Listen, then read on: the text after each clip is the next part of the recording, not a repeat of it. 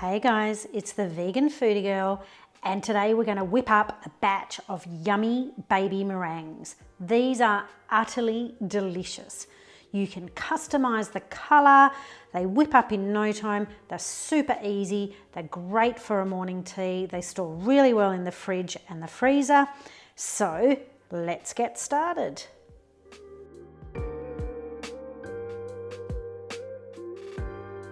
For our vegan meringue, we are going to need 6 tablespoons of aquafaba, which is a fancy name for the liquid that chickpeas are cooked in. So you can either get it from a can, or if you pressure cook some chickpeas for a curry or anything, keep that liquid because it's liquid gold. It can be used for creams, mayonnaises, meringues, endless uses. So always keep it, never turf it out.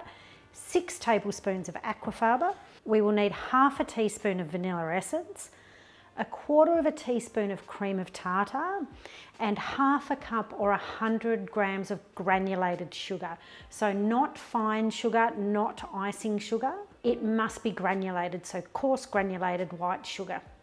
Just make sure you get some that hasn't been processed with bone char. This recipe makes a lot of little meringues. We need to line a couple of trays. And we also need to pop the oven on to about 120, 125 degrees. Start by popping the aquafaba into our mixer or our blender.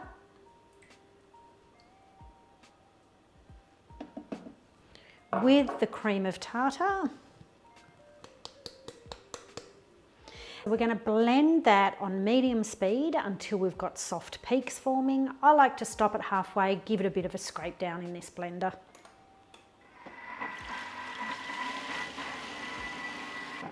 Just going to give it a bit of a scrape down, have a check of it. We've started to get soft peaks forming, but you can see why I'm scraping it down, because you get a little bit on the lid, you get a little bit on the sides, and you don't want that there for later when you start adding your granulated sugar. So I'm going to give that a few more minutes.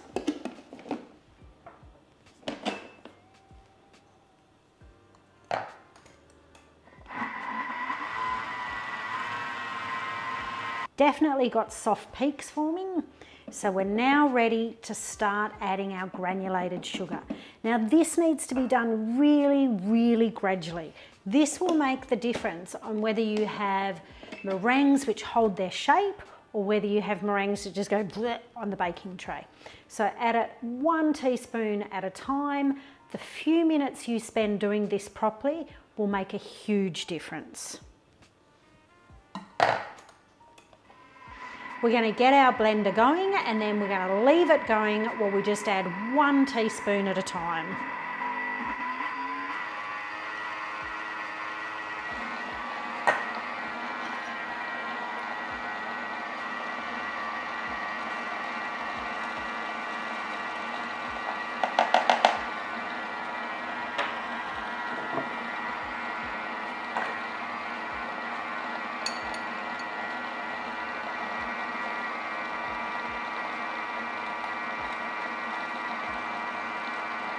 And you'll notice how slowly I'm adding the teaspoon, not just dumping it in there, because I really want my meringues to have some structure.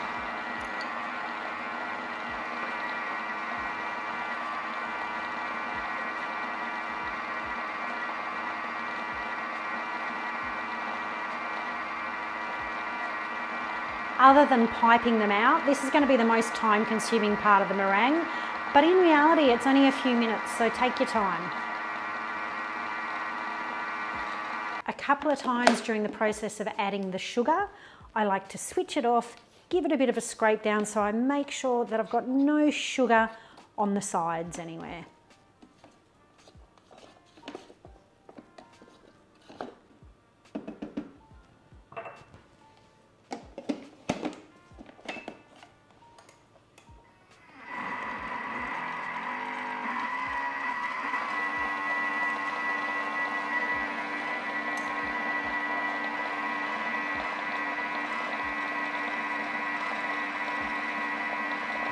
and you'll start to see that the peaks are getting stiffer, and you'll also start to see that the mixture's getting glossy.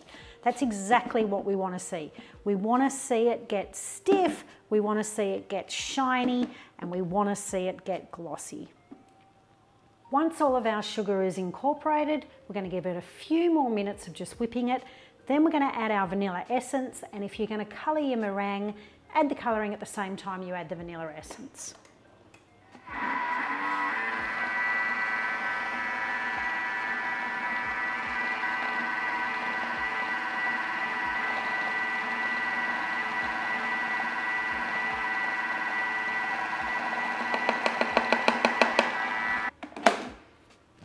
Our meringue is now stiff, it's glossy, it's ready to pipe onto our trays.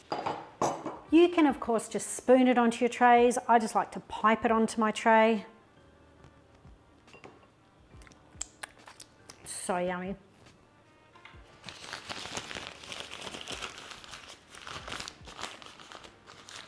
So I'm going to pop it into a piping bag.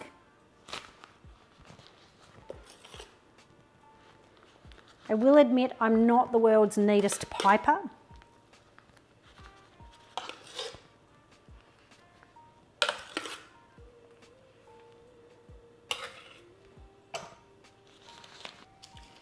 And we're literally just going to pipe our meringues onto our tray.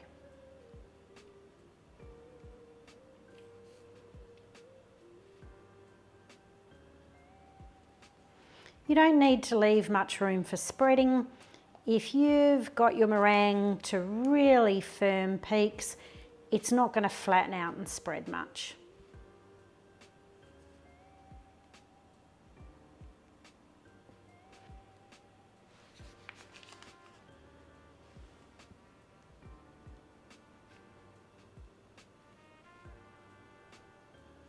It's important that all your trays go in the oven at the same time. So once you've piped them all, they will go into your oven for 45 minutes. After 45 minutes, you switch the oven off, but you leave them in there for another hour. Our meringues baked for 45 minutes. I then switched the oven off, but left them in there for another hour. And now they're ready to get out and pop on a cooling rack.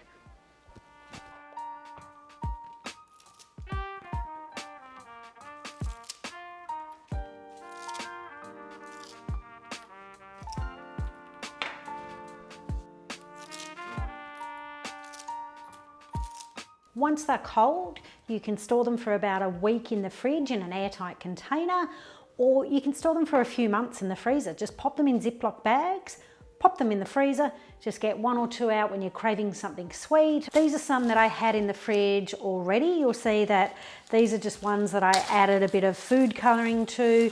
I changed the size of them. It's so lovely having a big batch of meringue in your freezer because they're just crunchy bites of deliciousness. Eat them as they are. Whip up some cream, some fresh raspberries, crumble over some meringue. Absolutely delicious. I'm going to pop half of these into the fridge. They'll disappear in no time in this house. And the rest will go into the freezer to be stored whenever we want a sweet little treat. Hopefully you've enjoyed the video, guys. If you have, please give it a like and subscribe, and I'll see you back in the Vegan Foodie Girl kitchen next time.